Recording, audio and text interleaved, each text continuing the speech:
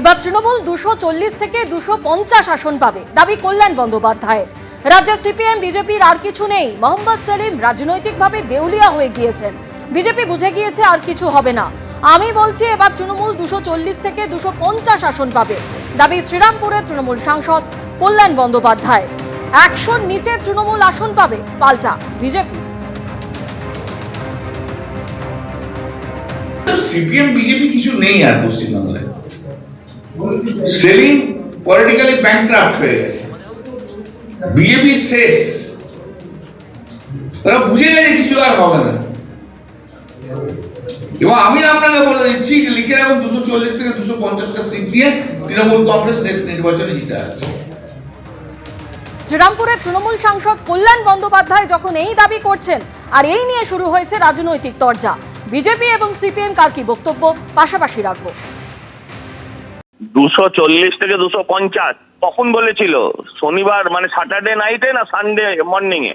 হ্যাঁ, এইসব লোকের কথার কোনো মূল্য নেই, এদের কোনো রাজনৈতিক মূল্যও নেই, এদের কোনো রাজনৈতিক মানে প্রজ্ঞাও নেই। এতই যদি জানেই যে সব সিটেই ওরা জিতবে, 250 সিটে জিতবে, তাহলে একবার কলকাতা হাইকোর্ট আর একবার সুপ্রিম কোর্ট ছুটে বেড়াচ্ছে কেন পাগলের মতন? নিজেই দৌড়চ্ছে, সঙ্গে পিসিকেও নিয়ে দৌড় করাচ্ছে। আরে ওরা 250 সিট তো ছেড়ে দিন, 100 নিচে সিট পাবে। আজকে আপনি আমার কথা, হয়তো উনি অনেক বড় সাংসদ, বড় আইনজীবী, কিন্তু রাজনীতির আমি ওনার থেকে কম বুঝি না। 100 নিচে তৃণমূল সিট পাবে। আজকে এই কথাটা আপনি নোট করে রাখুন। কল্যাণ ব্যানার্জি একটা ক্যারিকেচার পার্টি, তার কথার উত্তর দেওয়াটা খুব সম্মানজনক বলে আমি নিজেকে মনে করি না। উনি বলেছেন 240-50টা কি একটা আসন পাবে। মোদির আশীর্বাদ নিয়ে মমতা 294 পেলেই অসুবিধা কি? ওটা তো আরএসএস ঠিক করে দেবে মমতা কটা আর বিজেপি কটা, তৃণমূল কটা আর বিজেপি কটা। না বোঝার কি আছে? এটা কোনো ভোটার লিস্ট হচ্ছে নাকি? নির্ভুল ভোটার লিস্টের জায়গায় এসআইআর এর নামে যা নির্বাচন কমিশন করছে, এটা কার্যত ভোট জেতা হারার একটা অঙ্ক করে করছে। এবং মমতা ব্যানার্জি পুরো সময়টা চুপ করে থাকলেন, শুনানি শেষে 3 দিন আগে গিয়ে হাজির হলেন। না বোঝার কিছু নেই তো। মোহাম্মদ সেলিম ফালতু, এসব বাজে কথা বলার যোগ্যতা এখনো পর্যন্ত কল্যাণ ব্যানার্জিদের হয়নি। পার্লামেন্টের সামনে আয়নায় গিয়ে নিজের মুখ দেখুক, দেখলে বুঝতে পারবে বামপন্থা ছাড়া বাংলার যে কোনো সম্ভব না।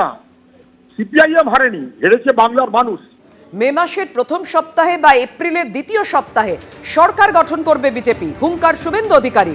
এপ্রিলের মধ্যে বিজেপি সরকার গঠন করলে 1 মে 3000 টাকা ঢুকবে মহিলাদের অ্যাকাউন্টে। মে মাসে বিজেপি সরকার গঠন করলে 1 জুন টাকা ঢুকবে অ্যাকাউন্টে। বীরভূম জেলার রামপুরহাট সহ সব আসনে জিততে হবে বিজেপিকে, এভাবেই হুঙ্কার দিয়েছেন বিরোধী দলনেতা। অর্থাৎ একদিকে যেমন বিরোধী দলনেতা শুভেন্দু অধিকারী তিনি হুঙ্কার দিচ্ছেন যে মে মাসের প্রথম সপ্তাহে বা এপ্রিলের দ্বিতীয় সপ্তাহে সরকার গঠন করবে বিজেপি, এবং সেক্ষেত্রে 1 মে 3000 টাকা ঢুকবে মহিলাদের অ্যাকাউন্টে। সে কথাও হুঙ্কার দিলেন বিরোধী দলনেতা। শুধু নন্দীগ্রাম, পূর্ব মেদিনীপুর, উত্তরবঙ্গ দিয়ে 148 আসন হবে না, বীরভূমেরও যোগদান থাকতে হবে, দাবি করেছেন শুভেন্দু অধিকারী।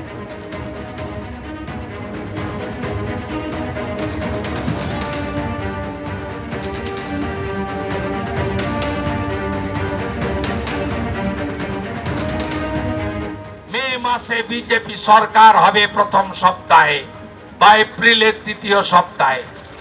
এপ্রিলের মধ্যে যদি বিজেপির সরকার হয় 1 মে 3000 টাকা ঢুকবে মহিলাদের অ্যাকাউন্টে। আর মে মাসে যদি বিজেপির সরকার হয় 1 জুন ঢুকবে আপনাদের অ্যাকাউন্টে। শুধু মহিলাদের নয়, বার্ধক্য ভাতা, বিধবা ভাতা, দিব্যাঙ্গ ভাতা, তফসিলি ভাতা, তফসিলি উপজাতি ভাতা, লোকপ্রসার শিল্পী ভাতা, সব ভাতার ক্ষেত্রেই আগামী দিনে ভারতীয় জনতা পার্টি সংকল্প পত্রে যে কমিটমেন্ট ঘোষণা করবে সেটাই আমরা রাখব। তৃণমূল কংগ্রেসকে টাটা বাই বাই করার সময় এসে গেছে। বীরভূম জেলার অধিকাংশ সিট না দিলে এই রাজ্যে ডবল ইঞ্জিনের সরকার হবে কি করে?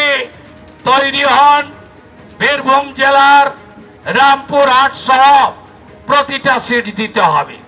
রামপুরহাট তো বিজেপির জায়গা, 19-এ আপনারা লিড দিয়েছিলেন, দিচ্ছেন তো রামপুরহাট, শুধু নন্দীগ্রাম পূর্ব মেদিনীপুর দিয়ে 148 হবে না, উত্তরবঙ্গ দিয়ে হবে না, বীরভূমেরও যোগদান থাকতে হবে। মা তারার জায়গা আপনাদের দিতে হবে। অর্থাৎ বিরোধী দলনেতা শুভেন্দু অধিকারী তিনি হুঙ্কার দিলেন মে মাসের প্রথম সপ্তাহে বা এপ্রিলের দ্বিতীয় সপ্তাহে সরকার গঠন করবে বিজেপি। আর সরকার যে মাসে গঠন করবে পরের মাসে একের পর এক ভাতা সেটাও ঘোষণা করলেন আজকে শুভেন্দু অধিকারী। দাবি করছেন তিনি মে মাসে বিজেপি সরকার গঠন করলে 1 জুন টাকা ঢুকবে অ্যাকাউন্টে, আর এপ্রিল মাসে গঠন করলে মে মাসে টাকা ঢুকবে অ্যাকাউন্টে। বীরভূম জেলার রামপুরহাট সহ সমস্ত আসনেই জিততে হবে বিজেপিকে, এবং সেখানে তিনি একেবারে আসন ধরে ধরে জায়গা ধরে ধরে বলছেন যে শুধু নন্দীগ্রাম বা পূর্ব মেদিনীপুর উত্তরবঙ্গ দিয়ে 148 আসন হবে না, বীরভূমেরও যোগদান থাকতে হবে দাবি করেছেন বিরোধী দলনেতা। পাল্টা কুণাল ঘোষ কি বললেন দেখুন। শুভেন্দু অধিকারী একজন ফ্লপ জ্যোতিষী, তো সুতরাং উনি এই ক্যালেন্ডার পলিটিক্স পছন্দ করেন। উনি 2020 সালের নভেম্বর মাসে বলেছিলেন এই তো 21-এ আমরা সরকারে আসব, তারপরে বললেন আর একটা, তারপরে বললেন একটা, কোনোটাই হয় না। তো সুতরাং উনি একজন ফ্লপ জ্যোতিষী। ও প্রথমেই এরকম আধুনিক এই ধরনের প্রেডিকশন না দিয়ে কিছুদিন একটু ফুটপাতে টিয়া পাখি নিয়ে বসুক, একটু চর্চা করুক, শিখে নিক, তারপর কথা বলবেন। বুঝতে পেরেছেন যে বিপুল আসন নিয়ে তৃণমূল কংগ্রেস চতুর্থবারের জন্য ক্ষমতায় আসছে, সেই কারণে রাজনৈতিক অস্তিত্ব রক্ষার জন্য তারা পাগলের মতো ঘুরে বেড়াচ্ছেন। লোক হচ্ছে না সভায়, যত না লোক তার থেকে চেয়ার বেশি, ফলে কিছু ফ্লপ সভা করে অতৃপ্ত আত্মার মতো বিজেপি নেতারা কিছু কথা বলছে। এবিপি আনন্দ, এগিয়ে থাকে, এগিয়ে রাখে।